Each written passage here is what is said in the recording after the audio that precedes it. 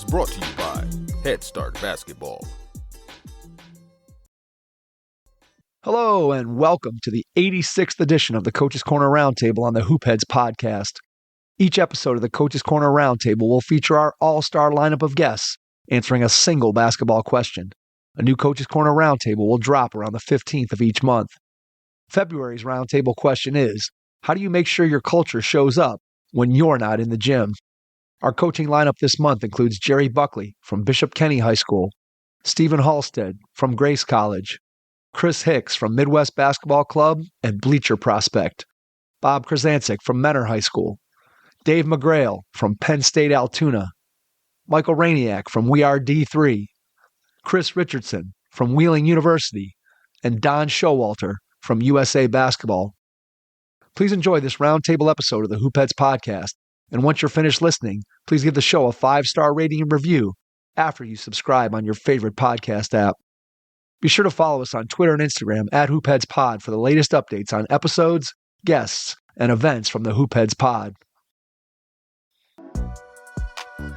Are you or an athlete you know planning to go D3? Check out the D3 recruiting playbook from D3 Direct.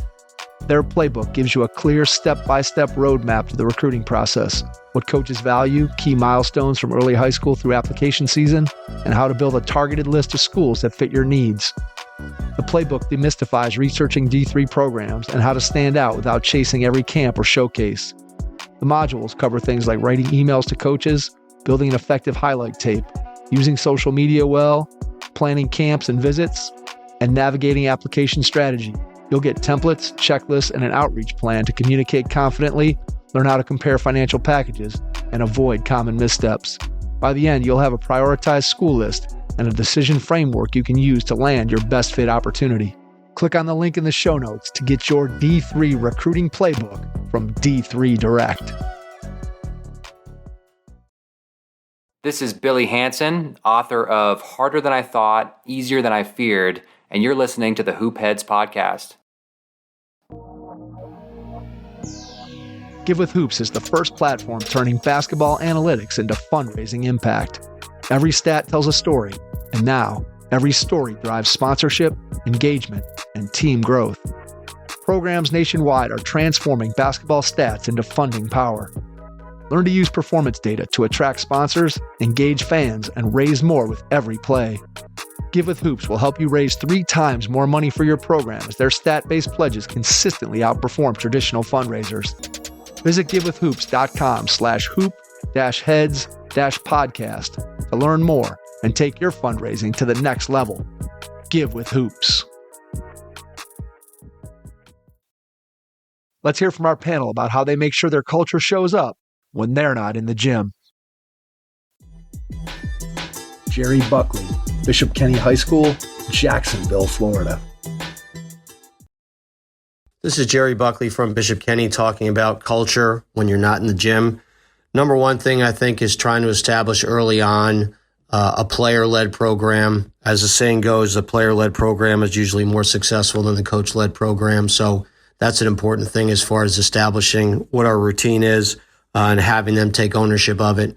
And like I said, routine, whether it be off-season workouts or in-season practice, guys should know kind of how we get ready, how we get locked in for practice, all those different things. And again, that hope that carries through whether or not there's a coach in the gym at any time. Stephen Halstead from Grace College. Hey, this is Stephen Halstead from Grace College, tuning in to the Hoopheads Roundtable number 86. And the question this month is, how do you make sure your culture shows up when you're not in the gym? And one thing our staff often talks about is your culture is what you allow throughout practices. So there's some non-negotiables of things that we don't allow in practices in terms of just play style and things like that. Like one example is jump passes. It is known anytime there's a jump pass afterwards, coach is going to blow his whistle and have them go over and do push-ups. The same thing with defensively. We're not going to jump at shot fakes. Offensive rebounds, blow-bys, like those are things that if it happens against the defense, uncontested shots, those things automatically count as baskets. So I think the more that you can have some of those things that your players know what you stand for, when you're not in the gym, that's also going to show up. Effort is one of those things that we don't typically coach. That's something that we typically in the recruiting process make sure we have guys that are high energy, high effort. And that's one thing that I think when we're not in the gym, that's something that continues to show up even when the players are just there competing. Chris Hicks from Midwest Basketball Club and Bleacher Prospect. Hey guys, Chris Hicks, 513 on Twitter. Today we're talking about a part of coaching that really matters. What happens when you're not in the gym, not on the bench, not sending out reminders to your team. And, in AAU, it's really different. The schedules, hotels, restaurants, group chats, the culture either carries on or it'll fall apart. And, my goal is always simple and often in a microwave, to build a culture that players own and maintain on their own. There's just a couple of practical ways, in my opinion, to make that happen. You first start out with your non-negotiables. It's compete every possession, support your teammates. There's no egos. You come prepared for everything that we do. You put your team first no matter what, and you represent the program well. And when I say that, it's on the court, but it's off the court. It's in social media. It's in, it's in discussions with other people and assuring that what you're doing is presenting our organization and your team in the highest possible manner. You got to be consistent with these. You got to reference these things often in practice. Eventually over time, players begin to use the same language themselves, and they start to hold each other accountable for those behaviors. You got to demonstrate the standard consistently yourself as a coach. You got to show what you expect. You got to arrive early. You got to stay positive even through the tough moments. Recognize effort consistently. And once players start doing the same without you prompting, give them space. Let them lead. Let them take over. That shift will happen gradually. They take over because they've seen it work. They feel and understand the difference.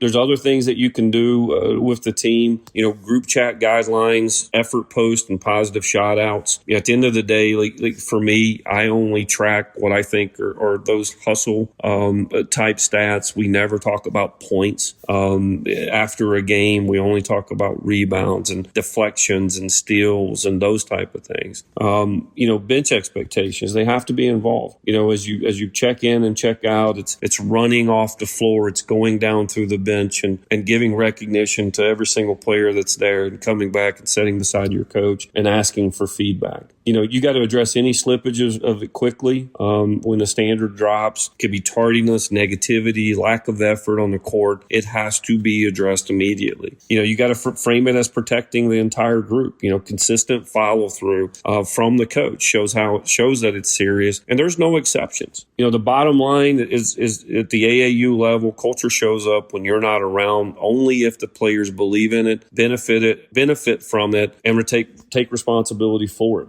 Clear rules, shared leadership, steady rituals, simple systems, and quick corrections make that possible. When it works, you'll see it in the text they send each other, the way they stay locked in on the bench to support after a tough loss, all without your direction. That's when you know you built something really special. Thanks for listening. If it resonates, drop a note. Keep building, guys. Bob Krizancic, Mentor High School, Mentor, Ohio. Coach K, Mentor High School, one of the better questions. I believe our culture is why we win. It's everything in our program. And the major part of our culture is trust. Trust in our program, trust in each other. So I have absolutely no doubt that when no one is watching, our players' character is so strong that they believe in our culture and will do the right things. We constantly tell them the character is what you do when no one is watching. So best of luck. Remember, culture is everything in your program. Coaches, you've got a game plan for your team, but do you have one for your money?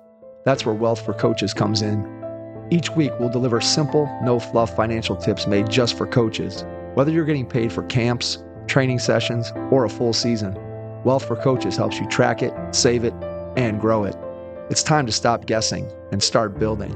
Subscribe now at wealthforcoaches.beehive.com/subscribe and follow us on Twitter @wealthforcoaches for daily money wins. Your money needs a coach. Start with Wealth for Coaches. David McGreal from Penn State, Altoona. What's up, Hoop Heads Nation? Coach Dave McGreal, Penn State, Altoona. Answering this month's round table question, how do you make sure culture shows up in the gym even when you're not there?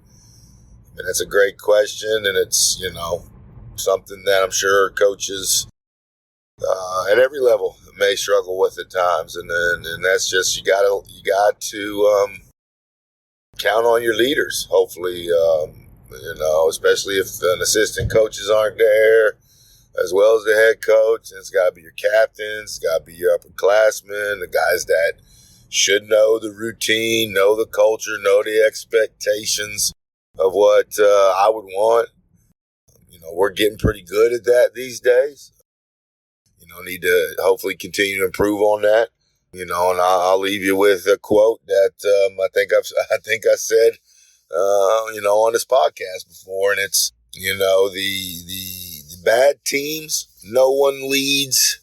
The average teams and good teams, the coach leads. On great teams, the players lead. So this is a perfect example, man. You got to have players that are going to be an extension of you if you're not there, just in case those situations may arise in a game.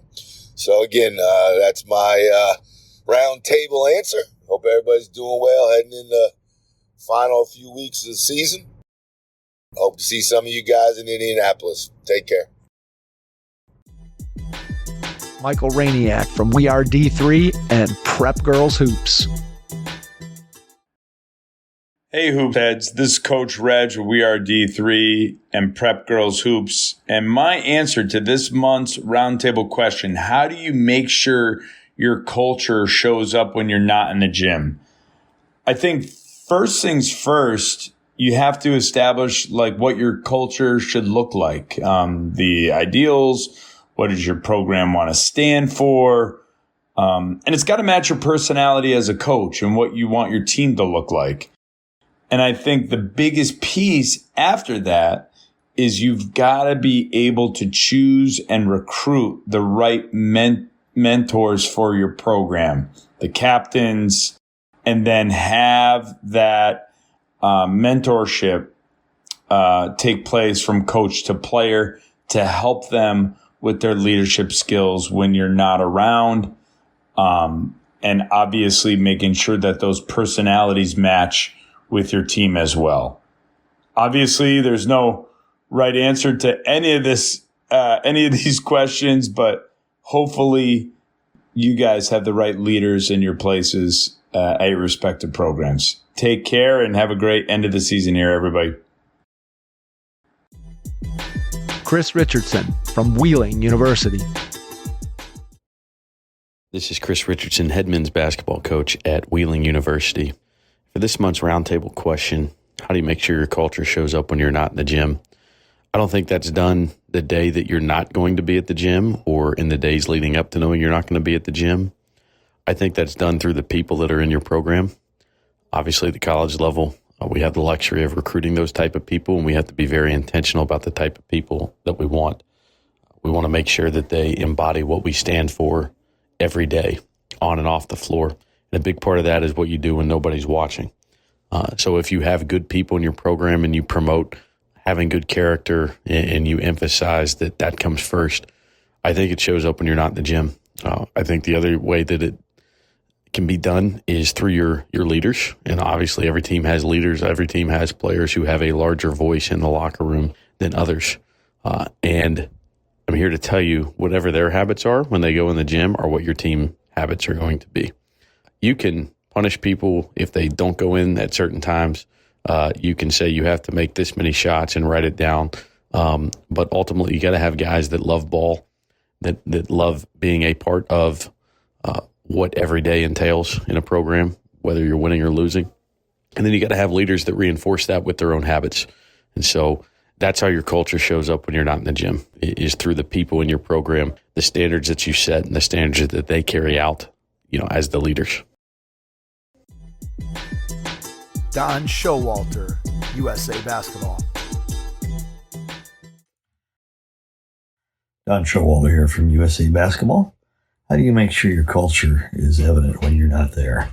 I think one of the things during the season that we always did was have the team, and led by two captains or seniors or whatever, actually do have a practice. They organized a practice.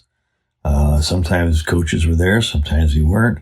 I think this really benefited us as far as figuring out what kind of culture you do have when you have them organize a practice. So I think you can kind of tell as the season goes on, as the year goes on, what kind of culture you have when this happens. Thanks. Thanks for checking out this month's Coach's Corner Roundtable on the Hoopheads podcast. We'll be back next month with another question for our all-star lineup of guests. Your first impression is everything when applying for a new coaching job. A professional coaching portfolio is the tool that highlights your coaching achievements and philosophies, and most of all, helps separate you and your abilities from the other applicants. The Coaching Portfolio Guide is an instructional membership-based website that helps you develop a personalized portfolio. Each section of the Portfolio Guide provides detailed instructions on how to organize your portfolio in a professional manner. The guide also provides sample documents for each section of your portfolio that you can copy, modify, and add to your personal portfolio. As a Hoopheads Pod listener, you can get your Coaching Portfolio Guide for just $25. Visit coachingportfolioguide.com/hoopheads to learn more. Thanks for listening to the Hoopheads podcast, presented by Head Start Basketball.